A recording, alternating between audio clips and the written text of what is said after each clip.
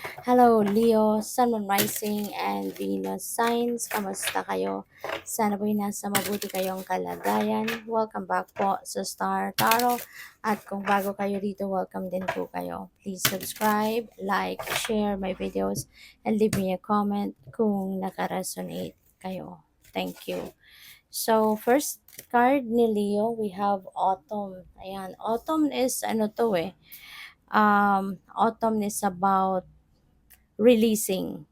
You know, this is about releasing. This is about new beginning, 'di ba? Kasi when you are letting go of something, you are welcoming something new, 'di ba? Yung ganon. Kaya time din ito for purging for some of you, Leo. This is also time for purging. And this is autumn is also harvest time. You know, this is also about pag harvest ng mga yung ng bunga ng mga pinagsikapan ninyo. This is also a time of uh, reaping the rewards of your hard work. Kaya ngayon, this is also a time for bounty. Panahon din ito ng kasaganaan kasi nga magha-harvest ka ng mga itinanim mo. Ito yung time na magkakaroon ka din ng maraming pera, magkakaroon ka ng maraming material na bagay, you will be accumulating wealth, accumulating material things, yung mga ganon. Kaya magiging, kung kunyari sa pera, 'di ba? Magkakaroon na kayo ng abundance, prosperity, bounty, plenty of things, and balance, no? Mababalanse mo na din ngayon ang inyong kaperahan. Mababalanse mo na ngayon uh, ang inyong kaperahang aspeto. Kasi, kumbaga, kung meron man kayong mga pagkakautang, mababayaran mo na. 'Di ba? Kung meron kayong mga pangangailangan, yan ay masisecure mo na. So, what else? We have the lavender. Yan. So, this is about tranquility, kindness, and self-care. So, time din ito for you to take care of yourself. Okay? Tapos na yung chapter na to ng pagsisipag mo, pagtsatsaga mo, tapos mo na yon kasi ngayon makukuha mo na yung reward no ng inyong sipag at tiyaga. So this is the time that you are going to harvest, 'di ba? Kaya you are going to be more ano ngayon. You are going to be taking care of yourself naman. This is the time of giving back to yourself naman, 'di ba? Ah, ma ma tawag dito, time na din ito na makapagpahinga ka naman muna before you start na magtanim kang muli, mag-effort kang muli, magsipag kang muli. Before you do that, bawi ka muna sa katawan mo. Alagaan mo muna yung sarili mo, replenish the lost energy, 'di ba? Magpahinga, magpaka-healthy muna, experience tranquility and serenity, yung ganon. Okay? So, bawi ka muna sa katawan mo, sa kalusugan mo. Okay? So, we also have 10. Encouragement, guidance, maintenance. Ayan. So, panahon din ng pag-aayos, panahon din ito ng pagre-repair, panahon ng pagpapanatili, no, ng unang-una ng kalusugan. Okay? So, it's really a time for you to nurture yourself, nourish yourself, 'di ba? At panahon ngayon para kayo ay ayusin, no? Ayusin ninyo yung ang sarili ninyo, ayusin ninyo yung kalusugan ninyo, yung mga ganon. Okay? So, tignan natin kung ano pa ang ganap. And by the way, maraming salamat muna for subscribing.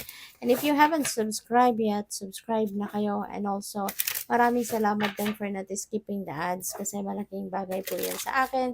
And also, please click the join button sa baba ng video kung gusto po ninyo na mag-join sa membership. So, we have Winter's Dream. Gestation period ito, panahon ito ng pag-aalaga sa something, no? Kunyari, baka ang iba sa inyo nagbubuntis, 'di ba? So this is time that you are going to take extra care of the baby, no, na meron kayo sa womb niyo kung ikaw ang buntis, 'di ba? Mag-aalaga ng baby. Or po pwede rin na this is the time that you are also siguro cultivating or developing a plan. Baka meron kayong plano na na inaayos, meron kayong planong siguro, kunyari, may negosyo kayo na gusto ninyong i-put up, 'di ba? So, now is the time na dine-develop mo yan. Nare-research mo, inaasikaso mo kung ano mga kakailanganin para mabuo, 'di ba, ang negosyong ito. Ano yung mga necessary documents, requisitions, or kung ano-ano pa, 'di ba, na kakailanganin mo sa pagpu-put up ng business na 'to. So, this is what you are going to do right now, or this is what you are doing right now. Ginagather mo lahat, no? Siguro ng mga kakailanganin mo. So, we have the spirit of the river, movement toward adventure. Ayan. So, ang iba naman sa inyo dito, Leo, siguro you are heading towards an adventure. This could be a travel talaga. Baka literal ito na travel na gusto ninyong magbiyahe, gusto ninyong pumunta sa mga lugar na hindi pa ninyo napuntahan, or this could be um, an adventure na pupuwedeng may mga bago kayong mga gagawin na, alam mo yun, hindi pa ninyo nasusubukan, mga ganyan. Not necessarily na travel ito para sa iba sa inyo, but pupuwedeng strategy or approach sa pagharap sa problema, or approach sa pag-solve ng problema, yung mga gano'n ba. Maybe this is something different, 'no, na gagawin ninyo. So, we have stars in the sky, limitless possibility. So, napakaganda rin ito, no? Parang ang daming opportunity nito. Walang hanggan, 'di ba? Or walang walang katapusan, ang pagpasok ng mga opportunity and possibilities sa buhay ninyo sa ngayon. So, you are so blessed kasi patuloy ang pagpasok, 'di ba? There's so much potential out there, at patuloy yung pagpasok ng mga different possibilities sa buhay ninyo sa ngayon. Kaya maaaring pwedeng aligaga kayo, no? Maaaring kumbaga na nai-excite kayo ng sobra, 'di ba? Na baka hindi na kayo nakakapag-focus kasi nga sa dami ng iba't ibang klaseng posibilidad na nandiya-diyan, 'no? Kaya maaaring naco-confuse na kayo, "Alin kaya dito uunahin ko? Alin dito yung kukunin ko?" So, we have the Seven of Cups. 'Di ba nga, kakasabi lang natin dito na merong limitless possibilities. And ito, kino-confirm niya. Kasi ano din ito, limitless, kumbaga, potential, no? Multiple opportunities and possibilities din ang hatid ng energy ni Seven of Cups. Kaya, kino-confirm niya lang, no, na talagang marami ang posibilidad dito para sa'yo, na maaring related yan, sa pagkakakitaan ninyo, maaaring there are a lot of different possibilities na pumapasok dito para kayo, o kung paano kayo mas aasenso, paano kayo magiging mas, ang tawag dito? Kasi pwedeng personal development din ang opportunity na nandiyan dyan, 'di ba? Or pwedeng sa pera, o pwedeng sa relationship. So, iba-iba to, depende sa inyong sitwasyon. Page of Swords, ang daming information na dadating.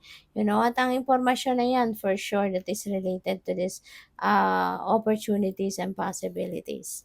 Ano? Yung mga impormasyon na dadating na yan, related yan dyan, for sure.